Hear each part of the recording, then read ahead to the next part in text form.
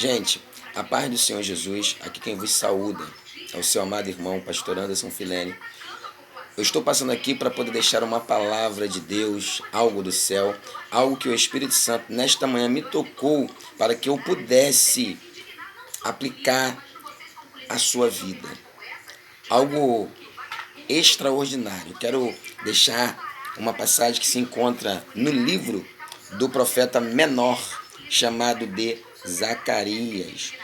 No capítulo 9 e no versículo 9, diz assim: Alegre-se muito, cidade de Sião, exulte, Jerusalém. Eis que o seu rei vem a você justo e vitorioso, humilde e montado num jumento, um jumentinho, cria de jumenta. Gente, quando eu li isso aqui, eu fiquei maravilhado.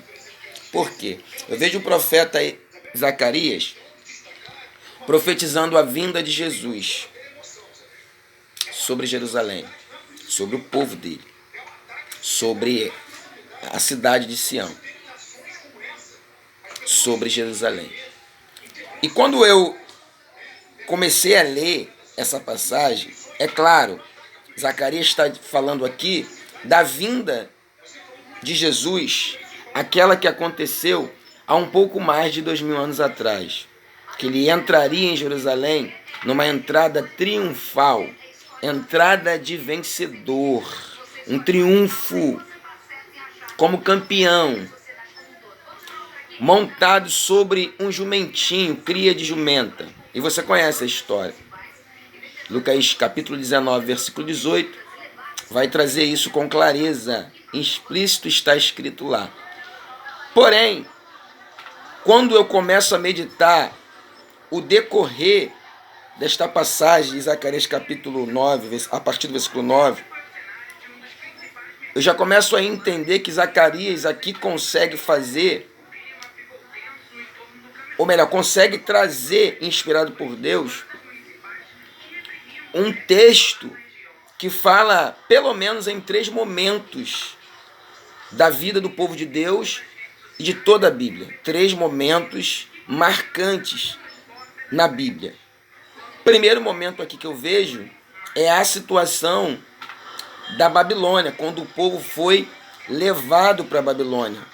Ou seja, um sequestro da subjetividade. Quando alguém é arrebatado do seu lugar natural para um outro lugar contra a sua própria vontade.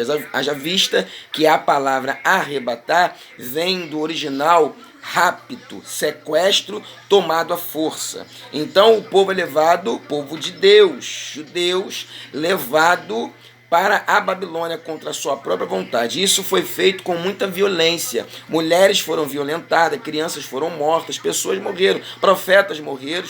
A palavra de Deus, né, profetizada por Jeremias, era: quem não resistir à espada da Babilônia vai ser preso e viverá, mas quem tentar lutar contra vai morrer a fio da espada. Então você sabe que foi feito isso com muita violência. Então já começa a ver Zacarias falando acerca dessa situação. Irmão, onde você encontrou isso? No versículo 12 do capítulo 9 de Zacarias, diz assim: voltem à sua fortaleza, ó prisioneiros da esperança, pois hoje mesmo anuncio que restaurarei tudo em dobro para vocês. No capítulo 29 de Jeremias, Jeremias está mandando uma carta, né, para a Babilônia e dizendo: olha, vocês vão ficar 70 anos aí, mas após 70 anos eu visitarei vocês e tirarei vocês daí, porque eu sei o pensamento que tenho de vós, um pensamento de paz e não de guerra. Só que é Abacuque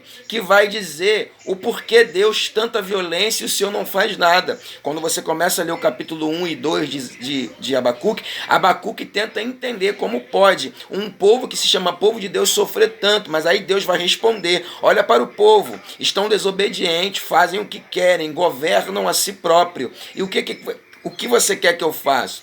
Até que Abacuque começa a entender e ele diz: eu subirei na minha torre de vigia e ficarei lá vigilante. Aí você conhece a história que lá no capítulo 3, a partir do versículo 17, ele entende o trabalhar de Deus, o porquê Deus estava permitindo a ação dos babilônios, dos caldeus. Aí ele vai dizer: agora eu entendo, ainda que a figueira não floresça, não haja fruto na vide, que o produto da oliveira minta, que falta vaca nos currais, ele vai dizer assim: eu todavia me alegro no Senhor. Ele vai dizer assim: eu entendo agora por que Deus está permitindo tanto mal acontecer, porque o povo virou as costas para ele.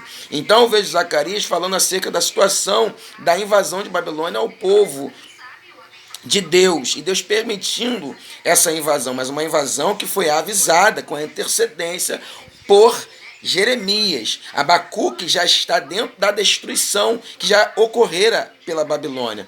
E ele está ali, Abacuque não vai cativo, como Jeremias também não foi cativo. E eles acabaram presenciando toda a destruição. Pois bem, Deus manteve vivo, foram remanescentes. Mas, pois bem, o que me chama a atenção é que a segunda passagem bíblica, eu já falei para vocês, foi Zacarias falando acerca da vinda de Jesus montado sobre o jumento como triunfante, entrando em Jerusalém sobre um jumento, isso há mais de 2000 anos atrás. Só que aqui, Zacarias também ele é inspirado pelo Espírito Santo e ele traz uma tipologia do que acontecerá, porque é ele mesmo no capítulo 14 e o versículo 4, que está dizendo na epígrafe da passagem, capítulo 14, 4, o seguinte: naquele dia os seus pés estarão sobre o Monte das Oliveiras, a leste de Jerusalém, e o monte se dividirá ao meio, de leste a oeste, por um grande vale. Metade do monte será removido para o norte e a outra metade para o sul.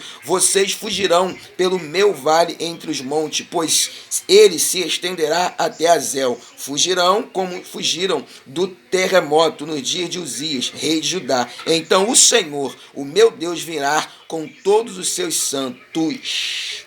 Aqui a igreja já foi arrebatada. Que igreja? Essa mesma aqui do capítulo 9 de Zacarias, versículo 9, que diz que é chamada de cidade de Sião, filha de Sião. O Senhor chama a sua igreja de filha de Sião, ou cidade de Sião. Então, quando Zacarias 14:4 diz que ele virá pisar no Monte das Oliveiras, ele está dizendo assim: vou vir mais uma vez triunfante. Vou pisar pelos Montes das Oliveiras e ele se rachará em dois, leste e oeste, norte e sul. E será um vale no meio desses dois montes, que era um e será dois, porque se dividirá. Criar-se-á uma fenda ao meio. Ali é a terceira parte da visão, da revelação, da inspiração espiritual de Zacarias, quando o Senhor vir com os santos que já foram arrebatados. Ele virá pela segunda vez. A primeira vez é a igreja que é arrebatada, raptada, tomada à força. A segunda vez é Apocalipse, que diz que todo olho o verá. Ele virá sobre os montes da Oliveira. E nessa sequência aqui, todo olho o virá. E por que ele virá para a cidade santa? Nós cristãos de hoje somos cidade santa espiritual, mas ele virá para a cidade de Sião no literal, que é o povo de Israel, que não aceitarão a marca da besta e vão ficar para poder ir na segunda oportunidade. Irmão, se eu não for na primeira, eu vou na segunda. Eu profetizo que você vá na primeira, porque para ir na primeira está tão difícil guardar azeite de reserva como as 5 virgens prudentes, que dirá na segunda. Essa segunda leva, vamos deixar para quem está lá em Israel, para quem não aceitar a marca da besta, e para quem, mesmo sem a presença do Espírito Santo no planeta Terra, porque quando acontecer o arrebatamento, o Espírito Santo vai se retirar, porque não haverá mais necessidade de ele ficar, porque a sua igreja, noiva santa e apercebida, já foi arrebatada. Observe que o texto do capítulo 14 e versículo 4 de Zacarias diz que ele virá com os santos, já para vencer o anticristo e dar vitória a Israel, aqueles que não se contaminaram no tempo tribulacional, promovido pelo homem endemoniado chamado anticristo, homem do pecado, o iníquo. Então, irmãos, se prepare para ir no arrebatamento, porque muitas coisas acontecerão. Quem me conhece sabe que eu leciono aulas de teologia e eu foco muito nas situações escatológicas. Falo muito de anticristo, falo muito do período tribulacional, da falsa paz.